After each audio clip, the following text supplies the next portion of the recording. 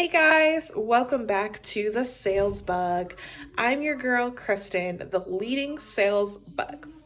I'm so happy that you guys took the time to check out this video and the other two that I've done. It's been a little bit since I've been able to have time to make YouTube videos specifically for the Sales Bug.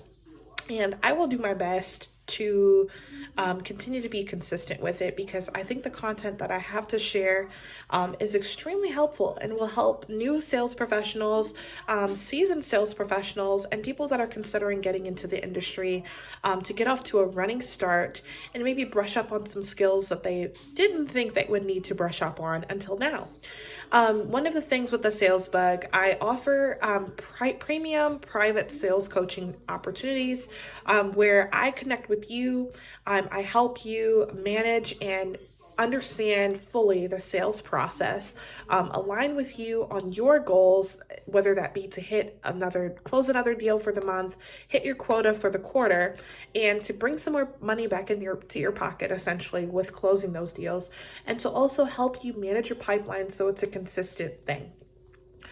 So for this video today, I thought I'd share my experience of being rejected, handling objections, and how to not let it affect you as much, but to also take it with a grain of salt and get right back at it.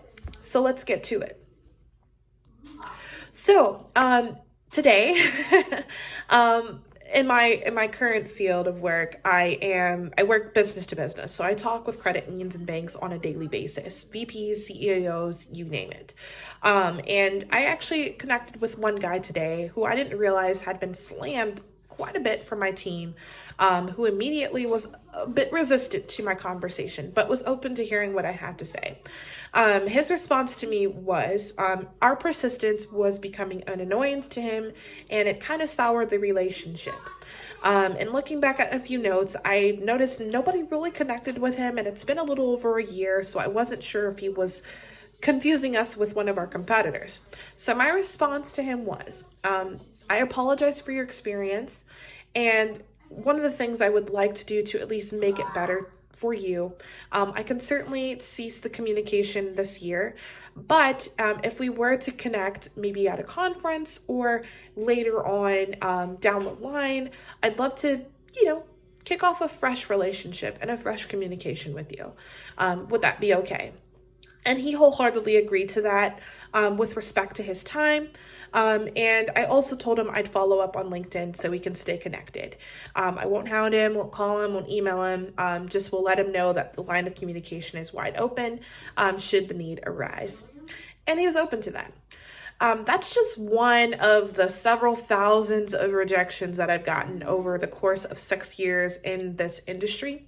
And for someone who's a fairly new sales professional, getting rejected can be a little rough and can be tough. But here are 5 things that could help you understand that a rejection's not always a rejection, and can also help you understand how to get through it and how to handle it professionally. The first thing I would suggest is to acknowledge what the person is saying. In my example, the person I talked to told me persistence was an annoyance. That was top of his mind and it was bothering him. And so what I did, I acknowledged that and I told him I was sorry. I apologized for his experience. I understood what he was saying, and I understood that we don't want to ruin a relationship with a client or protect a potential client because of our I guess you can say our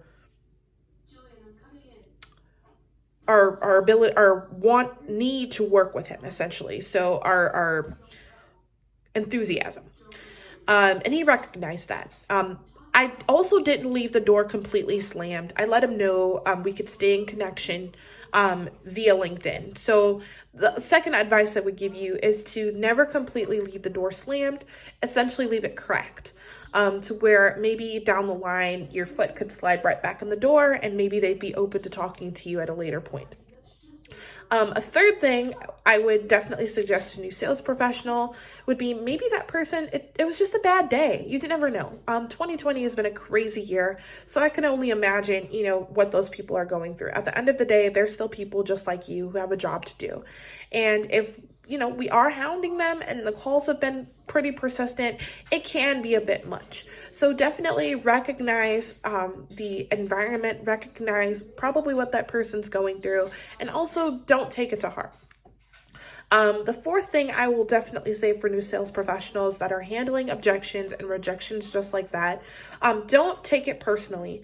One of the things I had to really learn for myself and drill myself on is to don't take it to heart. Don't take the no to heart. Don't take the don't call me to heart.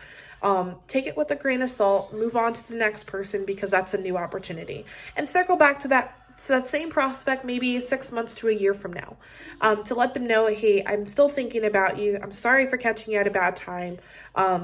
Would there be a better opportunity for us to connect or something similar to that? But by all means, do not take it personally, because if you do, it can ruin your day, and it can, make it harder for you to make a true connection down the line. The last thing that I'll leave you with as it relates to handling objections and rejections is to do some research. There are plenty of websites out there. There are plenty of resources that can help you craft the best response for an objection that you've just faced, so you'll be able to handle it the next time you're approached with it. I offer private sales coaching that's designed for this exact purpose, to make sure that you're ready when you do encounter objections or rejections like the one I encountered today, or ones that you may experience, whether that be someone's just not interested, it's not the right person, or timing's an issue. Those are things that I cover, and I make sure that it is fully grasped. So with that being said, I appreciate you guys listening to my Sales Bug quick podcast / video blog, I guess we would call it that.